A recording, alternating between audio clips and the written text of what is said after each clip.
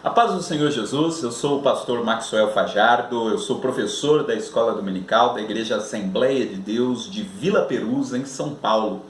E durante todo esse período de quarentena, de reclusão a que todos nós estamos submetidos por conta do coronavírus, durante todo esse período nós vamos disponibilizar para você neste canal o conteúdo das aulas da nossa Escola Dominical. E hoje eu quero compartilhar com você a lição 12 da revista Lições Bíblicas da CPAD, deste trimestre, que está estudando a raça humana, origem, queda e redenção. E nós vamos conversar aqui um pouquinho sobre a lição de número 12, que é a lição desta semana, Jesus, o homem perfeito. E para tanto, eu gostaria de ler junto com você o texto bíblico da lição, que está no livro de Lucas, capítulo 2, do versículo 40 ao versículo 52. Lucas 2, do 40 ao 52, que diz o seguinte: E o menino crescia e se fortalecia em espírito, cheio de sabedoria, e a graça de Deus estava sobre ele. Ora, todos os anos iam seus pais a Jerusalém, à festa da Páscoa. E tendo ele já 12 anos, subiram a Jerusalém, segundo o costume do dia da festa. E regressando eles, terminados aqueles dias, ficou o menino Jesus em Jerusalém, e não o souberam seus pais. Pensando, porém, eles que viria de companhia pelo caminho, andaram pelo caminho de um dia, e procuravam-no entre os parentes e conhecidos. E como não encontrassem, voltaram a Jerusalém em busca dele. E aconteceu que, passados 3 dias, o acharam no templo, assentado no meio dos doutores, ouvindo-os e interrogando-os. E todos os que o ouviam admiravam a sua inteligência e respostas. E quando o viram, maravilharam-se e disseram-lhe sua mãe: Filho, por que fizeste assim para conosco? Eis que teu pai e eu ansiosos te procurávamos. E ele lhes disse: Por que é que me procuráveis? Não sabeis que me convém tratar dos negócios de meu pai? E eles não compreenderam as palavras que lhes dizia. E desceu com eles, e foi para Nazaré, e era-lhe sujeito. E sua mãe guardava no coração todas essas coisas. E crescia Jesus em sabedoria e em estatura, e em graça, para com Deus e os homens. Este último versículo ele é fundamental para a aula. E crescia Jesus em sabedoria e em estatura, e em graça, para com Deus e os homens. Muito bem, o tema da lição é Jesus, o homem perfeito. A lição de hoje, ela faz uma relação direta com a lição passada, a lição da semana passada e a lição do próximo domingo. Porque na lição passada, nós estudamos o exemplo negativo de ser humano. O título da lição passada foi O Homem do Pecado. Nós estudamos a figura do anticristo, que é aquele ser humano que ao se manifestar, estará expressando em si todos os propósitos de malignidade, não é? Todos os planos maléficos, né, do inferno condensados ali na sua pessoa. O exemplo da maldade expressa no ser humano na sua forma mais extrema. E nós vimos que, embora ainda não tenha acontecido a manifestação do anticristo, a Bíblia diz que o espírito do anticristo já vem se manifestando, ou seja, várias pessoas já expressaram, né, esse ideal de malignidade no decorrer da história, né, o mal presente no ser humano. E foi isso que foi estudado na lição passada, sobre o homem do pecado. E hoje nós vamos ver o oposto disso. Nós vamos ver o exemplo, o maior exemplo da humanidade, da forma como Deus se agrada. O exemplo da humanidade, do homem perfeito, que foi alcançado apenas na figura de Jesus. Ou seja, aquele que expressava, não apenas representava o próprio Deus, mas era o próprio Deus vivendo entre nós. E na próxima lição, nós vamos estudar, o título da próxima lição é O Novo Homem em Jesus Cristo. Ou seja, na próxima lição nós vamos ver como aplicarmos o modelo de Jesus Cristo às nossas próprias vidas. Bom, então a lição de hoje é Jesus, o homem perfeito. Nós vamos falar sobre a humanidade de Jesus. Mas antes de falar sobre a humanidade de Jesus, nós precisamos voltar a uma questão que é uma questão fundamental quando nós vamos estudar a pessoa do Senhor Jesus Cristo, que são as duas naturezas de Jesus.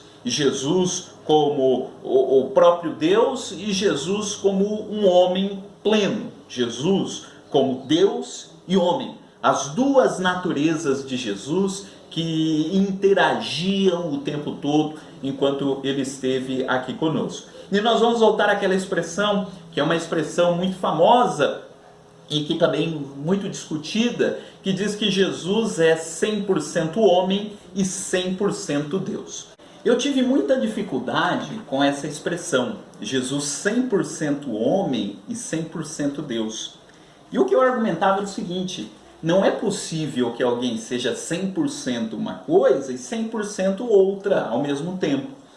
E eu dizia isso porque eu pensava na natureza de Jesus como se fosse a soma de uma coisa com outra. E não é isso.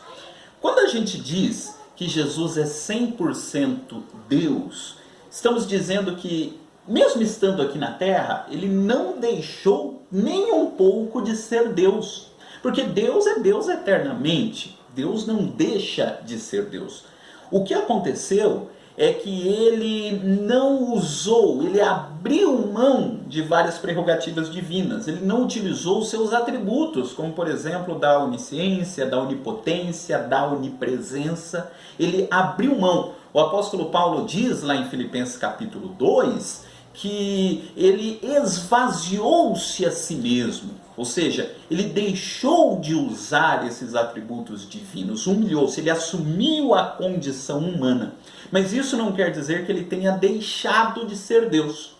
E vou dar alguns exemplos para você. Por exemplo, Marcos capítulo 2 conta uma passagem muito conhecida de Jesus curando um paralítico. Aquela passagem que os 4 amigos dele descem ele, fazem lá o buraco no teto e apresentam lá diante de Jesus. E antes de curar o homem, Jesus ele diz algo muito interessante. Ele olha para o homem e antes de curar o homem ele diz: filho, perdoados estão os teus pecados. E as pessoas que estavam ali em volta disseram: mas só Deus pode perdoar pecados. O que ele está querendo dizer? E nesse aspecto essas pessoas estavam certas, porque de fato, só Deus pode perdoar pecados. Por quê? O pecado é uma ofensa que nós cometemos contra Deus, é uma afronta que o homem faz contra Deus. E você há de concordar comigo que quando eu ofendo alguma pessoa, apenas a pessoa que foi ofendida é que pode conceder o perdão. Você, por exemplo, se você fizer algo contra mim, eu não posso chamar aqui um amigo meu que vai te perdoar. Quem perdoa é quem foi afrontado, quem foi ofendido. E se o pecado é uma afronta do homem contra Deus, quem deve perdoar o pecado, quem pode perdoar o pecado é Deus. Então, se alguém oferece o perdão de pecados, é porque esse alguém é Deus. E quando Jesus fala isso, é isso que passa lá na mente das pessoas que estavam ali naquele ambiente. Ele está insinuando que ele é Deus, porque ele está perdoando pecados. E aí Jesus faz uma pergunta. Ele diz: o que vocês acham que é mais fácil? É mais fácil dizer para esse homem: perdoados estão os teus pecados? Ou dizer para ele: levanta e anda? É mais fácil curá-lo ou perdoar os pecados? Quando Jesus está fazendo isso, quando Jesus fala isso, não é que Jesus está propondo que aquelas pessoas fizessem uma conta matemática, né, do que é mais fácil, calculassem, né, o que é mais difícil, perdoar pecados ou curar a enfermidade do homem. O que Jesus estava querendo dizer é que as duas coisas são difíceis. Nenhuma das pessoas que estavam ali conseguiriam fazer nenhuma coisa e nem outra coisa. Só Deus poderia curar aquele homem e só Deus poderia perdoar os pecados. Então o que Jesus estava querendo dizer para eles é o seguinte: olha, se eu perdoar este homem, ou melhor, se eu curar este homem, isso quer dizer que eu também tenho poder para perdoar pecados. E ele diz para o homem: para que saibais que o Filho do Homem tem na terra poder para perdoar pecados, a ti te digo, levanta e anda. Ou seja, ao curar este homem, Jesus estava mostrando que ele pode perdoar pecados. E se ele pode perdoar pecados, quer dizer que ele é Deus. Ele é 100% Deus. Ele ofereceu perdão de pecados. Ele recebeu adoração quando estava aqui na terra. Há outros episódios bíblicos em que anjos, que são seres extremamente maravilhosos, extremamente superiores ao ser humano, e quando alguém tentou adorar o anjo disse: não, a adoração é só a Deus. Mas Jesus recebeu a adoração. Ele tinha plena consciência de que ele era Deus. No entanto, ao mesmo tempo que ele é 100% Deus, ele também era 100% homem. O que isso quer dizer? Que ele tinha todas as características que os homens de sua época tinham. Ele não estava, pelo fato de ser Deus, ele não deixou de estar suscetível a todas as outras questões que os seres humanos de sua época também estavam. Não é? Se Jesus vivesse aqui corporalmente conosco nos dias de hoje, estaria sujeito a todo este clima que nós estamos vivendo nesses dias por conta do coronavírus. Jesus vivia entre os homens da sua época e vivia como os homens da sua época. Ele sentia fome, sentia sede, sentia frio, sentia cansaço. Lembre-se, por exemplo, daquela passagem que Jesus dorme no barco. Por que Jesus dormiu no barco? Marcos diz que ele pegou um travesseiro, ele procurou um travesseiro e dormiu. Ele reservou aquele espaço para dormir. Por quê? Porque no dia anterior ele tinha pregado e ensinado durante o dia todo. Ele estava cansado. E cansado como homem que estava, deitou e dormiu. O fato dele ser Deus não eximia do fato de, como ser humano, sentir cansaço, sentir sede. Lembra-se daquela passagem de Jesus com a mulher samaritana lá na beira do poço, pediu água porque estava com sede, era meio-dia, estava com sede. Então Jesus ele passava por todas essas experiências, né, que o ser humano passava. Ele era 100% homem. Um exemplo muito claro disso é João capítulo 11, versículo 35, que é o menor versículo do Novo Testamento, que diz lá: Jesus chorou. E é um texto muito interessante, porque Jesus chorou no contexto da morte de Lázaro. Lázaro tinha morrido, e se você ler o capítulo 11, você vai perceber que Jesus era a única pessoa ali que tinha plena consciência de que Lázaro ressuscitaria. Inclusive, alguns versículos antes, ele falou para uma das irmãs de Lázaro: olha, o seu irmão vai ressuscitar. E ela disse: eu sei, Senhor, que ele vai ressuscitar lá na ressurreição do último dia. E Jesus não estava falando da ressurreição do último dia, ele estava dizendo que Lázaro ressuscitaria ali. Para Jesus estava bem claro de que Lázaro ressuscitaria. No entanto, quando levam Jesus para o lugar onde Lázaro ele estava enterrado, Jesus chorou. E por que Jesus chorou? Sabendo que ele iria ressuscitar Lázaro. E Jesus está nos ensinando aí nesse texto a importância do choro. O ser humano precisa chorar. Há momentos onde é importante chorar. Há momentos onde o luto ele é importante. E Jesus está ali mostrando o luto por seu amigo Lázaro. Ele estava mostrando como é importante no momento em que a gente perde alguém próximo, o choro. E ele chora. E você percebe que era um choro real, que no versículo de baixo diz que as pessoas viram Jesus chorando e disseram: olha como ele o amava. Foi um choro mesmo para mostrar esse sentimento em relação ao amigo. Mostrando mais uma vez que Jesus assumiu todas as características humanas quando esteve aqui. E o maior exemplo disso, lógico, é a morte de Jesus na cruz. Nós cremos que na cruz do Calvário, Jesus de fato sentiu todas as dores que um ser humano sentiria, que um crucificado sentia. Lógico que no caso de Jesus foram dores maiores ainda, porque além do sofrimento físico, Jesus estava carregando todos os pecados dos homens sobre si. Não estava carregando os seus próprios pecados, porque ele não tinha pecados próprios para carregar. Mas todos os pecados estavam ali sobre seus ombros. Ele teve uma pressão muito maior. Tanto é que lá no Getsemane, diz que ele suou gotas de sangue ele passou por um fenômeno que é um fenômeno extremamente raro, mas possível de acontecer, de uma situação de estresse tão grande, tão extrema, que rompe-se, né, os vasos e fazem com que Jesus chorasse, ou melhor, suasse sangue. Então veja, é Jesus assumindo por completo. Na cruz ele sofreu mesmo como homem. E é importante destacar isso porque já lá no primeiro século, nos primeiros dias de existência da igreja, existia um grupo herético, os gnósticos, que uma das vertentes do gnosticismo dizia que Jesus não tinha um corpo como o nosso. Jesus ele não sentia dores, ele não tinha um corpo de carne como o nosso. Por isso que quando o apóstolo João vai escrever o seu evangelho, ele faz questão de destacar, por exemplo, o episódio de Tomé, onde Jesus diz lá para Tomé, coloque a mão aqui, veja, né, que eu não sou um espírito, né, e Tomé sentiu, né, o corpo de Jesus. João faz questão de dizer que recostou a sua cabeça sobre Jesus no dia da última ceia, para mostrar que Jesus tinha um corpo físico como nós. E na cruz do Calvário ele entrega a este corpo, né, o sacrifício em favor de cada um de nós. Então a cruz mostra para nós isso no seu exemplo mais claro, né, de Jesus sofrendo de fato na cruz do Calvário.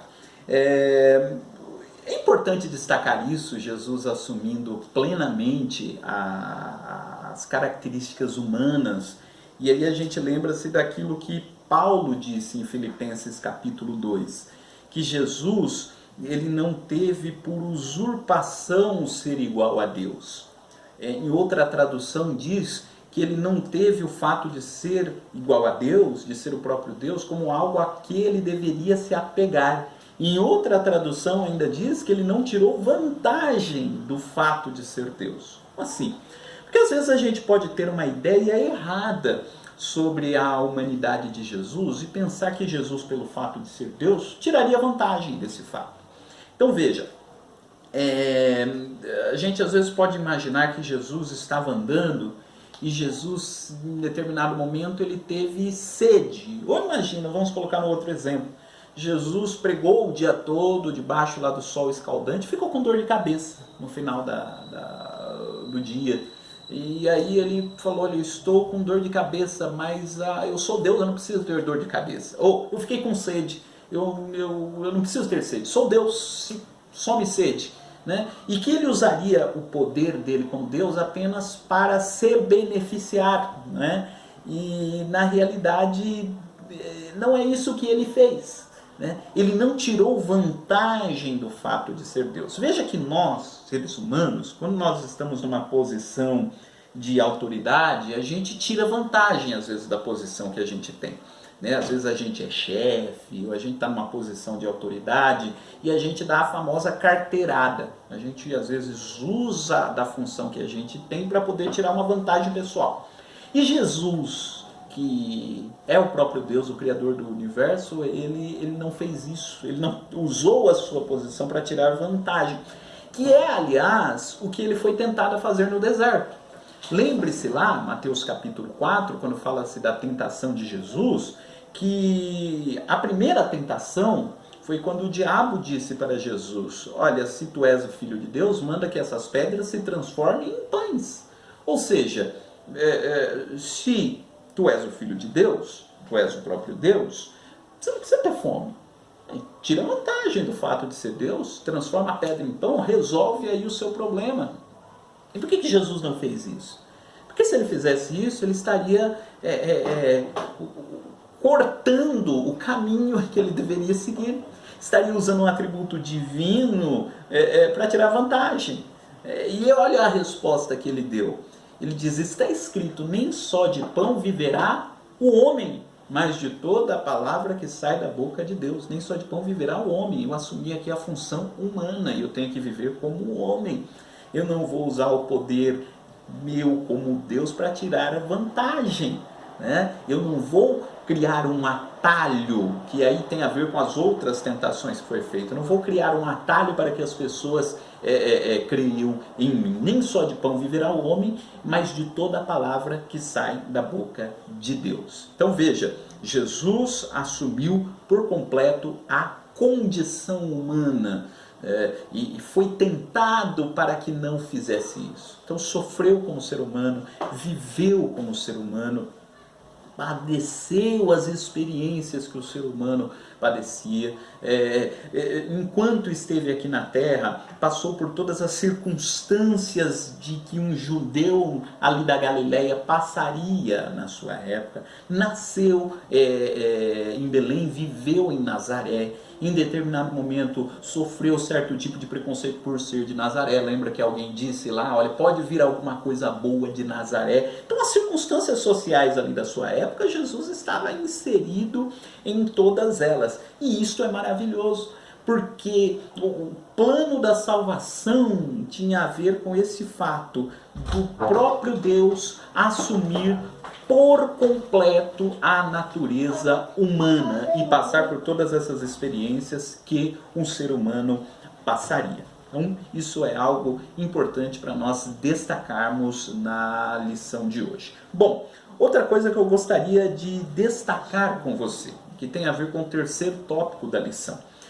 Jesus, ele foi um ser humano, ele habitou entre nós, viveu entre nós, né? O início lá do Evangelho de João diz, né, nós vimos a sua glória, o Verbo se fez carne, habitou entre nós, vimos a sua glória como a glória do unigênito do Pai, cheio de graça e de verdade.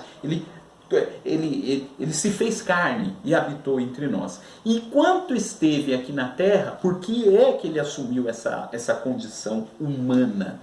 Porque para vencer o pecado era necessário que um homem pudesse assumir a culpa. Da mesma forma como eu falei agora há pouco, que na questão do perdão de pecados, só quem pode perdoar é aquele que foi ofendido, e por outro lado, aquele que deve buscar o perdão é a pessoa que provocou a ofensa.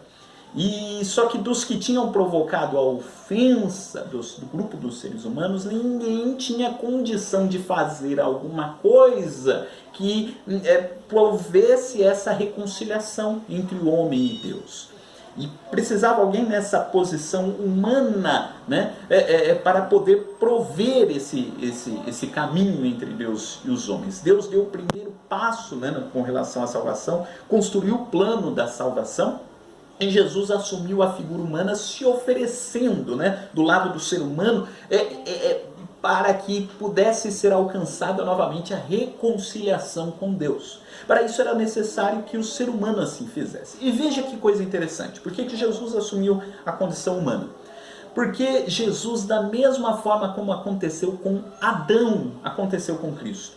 Veja, Adão também foi aquele homem que veio diretamente de Deus, Adão não teve pai, ele foi criado diretamente por Deus, ele não conhecia o pecado e ele foi colocado diante da tentação.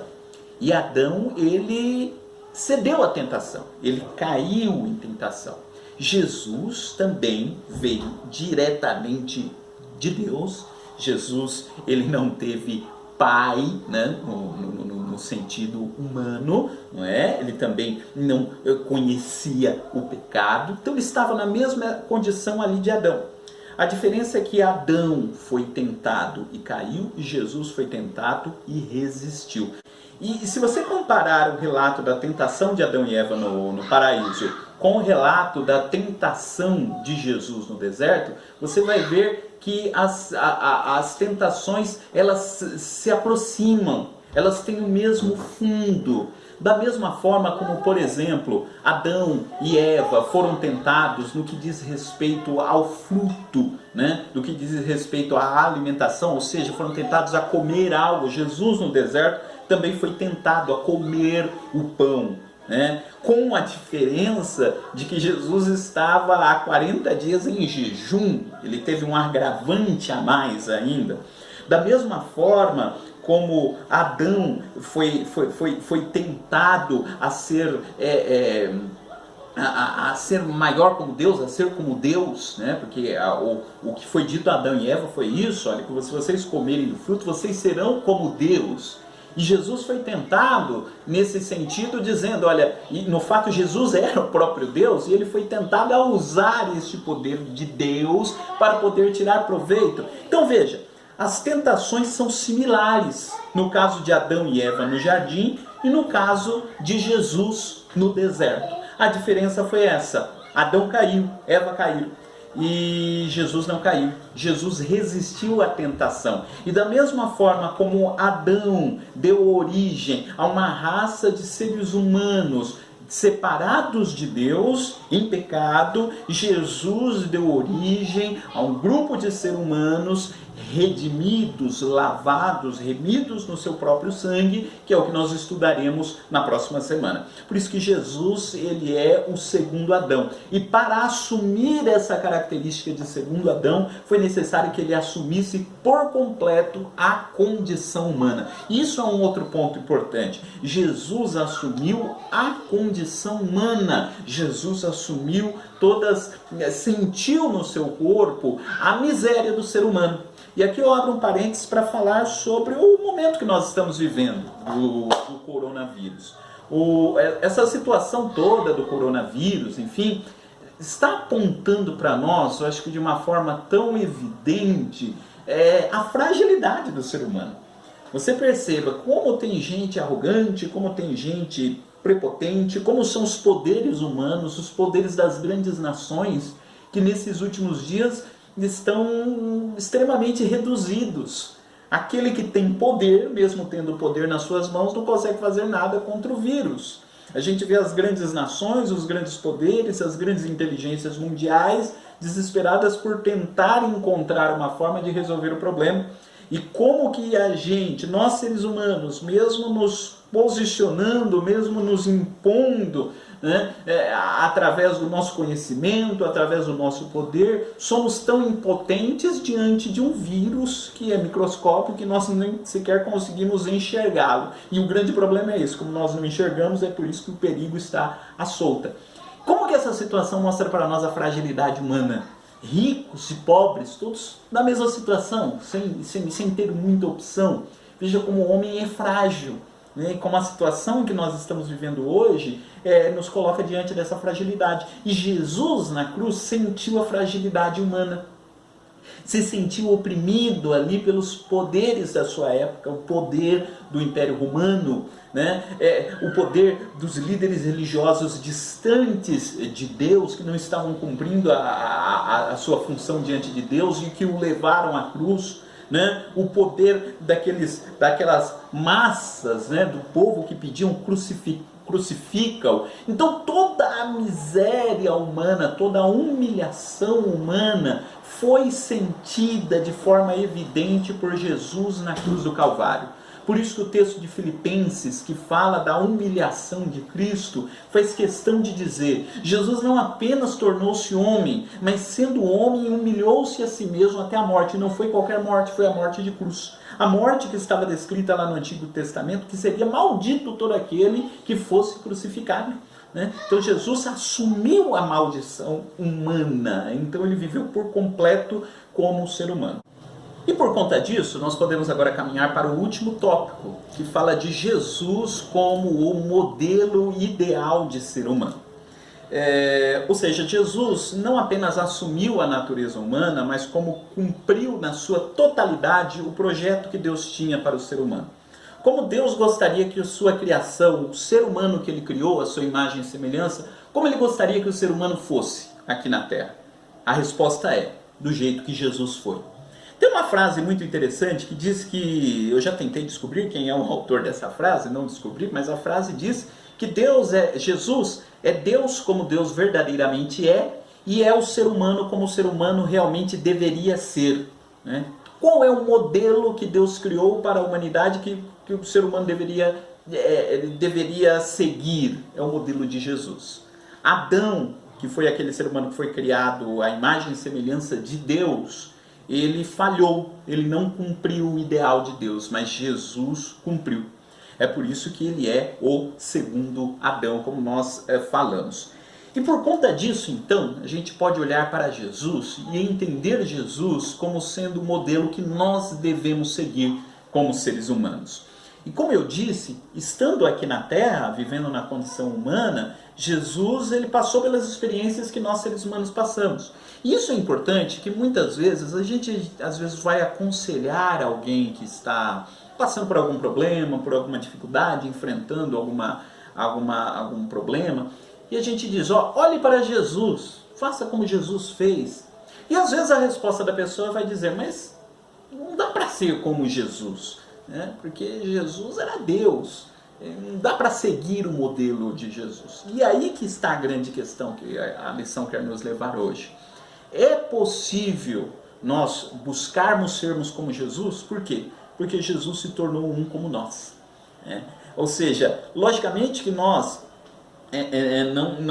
não teremos a parte divina, né, a natureza divina, né, de Jesus, né, como ele sempre teve, né, nós somos filhos de Deus, nós seremos semelhantes a ele quando nós chegarmos lá no céu, mas isso não quer dizer que nós seremos deuses. Mas no que diz respeito à sua natureza humana, como ser humano perfeito que foi quando viveu aqui na Terra, a forma como ele viveu aqui, ele é sim um exemplo para nós. O apóstolo Pedro, escrevendo a sua carta, diz que nós devemos seguir as suas pisadas, né? E alguém pode dizer, não, mas quando Jesus viveu aqui na Terra, ele não viveu num ambiente parecido com o meu. Pois é aí que está. Quando nós lemos os evangelhos, nós vemos que Jesus enfrentou todas as dificuldades da sua época. Como eu já disse, as tramas do poder na sua época, Jesus estava ali acompanhando tudo o que estava acontecendo. Jesus teve que enfrentar, se colocar diante de pessoas que lhe faziam oposição. Então veja, as experiências que Jesus teve foram experiências muito reais, muito próximas às experiências que nós vivemos. E assumiu essa condição humana de uma forma tão perfeita, tão clara, que o texto que nós lemos aqui no começo da lição mostra isso. Mostra Jesus como criança, né? E os pais dele correndo atrás dele, descobrindo onde ele estava, e ali Jesus estava se crescendo diante de Deus, e o texto diz, diante dos homens também. Veja, Jesus ele era tão parecido com os outros homens que estavam aqui, que quando Jesus foi preso, por que é que Judas teve que dar um beijo em Jesus? Porque Jesus era tão parecido com os outros, Jesus, quando estava no meio dos discípulos, ele não tinha lá uma aula em cima dele, um letreiro indicando que ele é. Ele não tinha uma coisa luminosa sobre a cabeça dele. Ele era parecido com os outros. Judas o beijou porque quem veio prender Jesus não conhecia ele. Ele teve que indicar. Jesus falava como um galileu da sua época falava. A diferença é o conteúdo daquilo que ele dizia, que fazia com que ele fosse diferente dos outros seres humanos, né? Então a gente pode levar sim em conta o modelo de Jesus, o exemplo de Jesus, porque ele foi tentado como homem, ele viveu como homem, viveu entre os homens e passou por todas essas experiências que nós passamos. Ele é o modelo ideal de ser humano. É o ser humano do jeito como Deus gostaria que o ser humano fosse. E esse é o objetivo da nossa aula de hoje, que nos faz um link para a próxima lição. E aí eu já te convido a acompanhar também a nossa aula da próxima semana, porque o título da aula da próxima semana é O Novo Homem em Jesus Cristo. É a nossa luta de sermos o mais parecido possível com Jesus. É o tema da nossa próxima aula que eu convido você a participar. Que Deus possa te abençoar. Nós estamos fazendo essa nossa primeira experiência desta aula online, usando esses canais virtuais. Então peço perdão a você se você ouviu algum ruído aí que talvez tenha atrapalhado uma frase ou outra, mas essa nossa primeira experiência para poder nos dar continuidade à escola dominical, mesmo nesse período em que nós estamos vivendo. Eu gostaria agora de encerrar esta aula orando junto com você. Eu gostaria que você que está me assistindo falasse com Deus nesse instante. Amado Deus, glorioso Pai, em Tua presença nós estamos e nós queremos lhe agradecer, Senhor, por esse período de aula. Não podemos, Senhor, nesse momento estarmos juntos com os Teus filhos, Senhor, como gostaríamos, mas temos a oportunidade, lhe agradecemos por isso, porque podemos usar esses meios tecnológicos para podermos também divulgar a Tua palavra. E cremos, Senhor, que Tu és aquele que está presente conosco, não apenas quando nós estamos reunidos no templo, mas que nesse momento está presente com todo aquele que tem fé em Ti e que crê que o Senhor está ali. E é por isso que nós queremos lhe pedir, Senhor, que Tu possas abençoar esse Teu servo que aqui está e que esta palavra que foi ministrada aqui hoje, esse estudo, possa servir, Senhor, também para confortar o coração desses Teus servos, de todos nós que estamos reclusos em nossas casas nesses dias, mas que possamos sentir o Senhor presente conosco. O Senhor, quando viveu aqui na terra, passou por todas as experiências humanas. E nós estamos passando por uma experiência humana totalmente incômoda, Senhor. Mas que o Senhor nos ajude e nos ensine a podermos passar por ela de maneira a glorificarmos ao Teu nome. Abençoa a vida do Teu servo que está nos assistindo agora. Abençoa a Tua igreja, Senhor. E nos dê da Tua companhia e da Tua presença. É o nosso pedido, em nome de Jesus. Amém. Que Deus te abençoe.